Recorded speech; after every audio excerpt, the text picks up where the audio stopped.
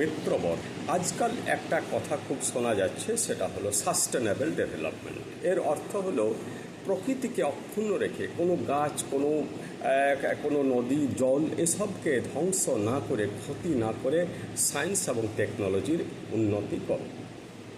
কিন্তু একথা আমাদের বহুদিন আগেই সনাতন ধর্মে খুব ভালো করে বলা হয়েছে। সেখানে বলা হয়েছে একটা গাছকে পুজো করো, একটা বটবৃক্ষকে পুজো করো, একটা নদীকে, একটা পর্বতকে, একটা পাথরকে পুজো করো এবং মানবতার পুজো করো, মানুষকেও পুজো করো। এখানেই তো বলা হয়ে গেল যে উন্নতি করতে বাধা নাই, কিন্তু তুমি সব ব্যাপারে প্রকৃতির উপরেই নির্ভরশীল। প্রকৃতিকে বিনষ্ট করে কোনো উন্নতি হতে পারে না।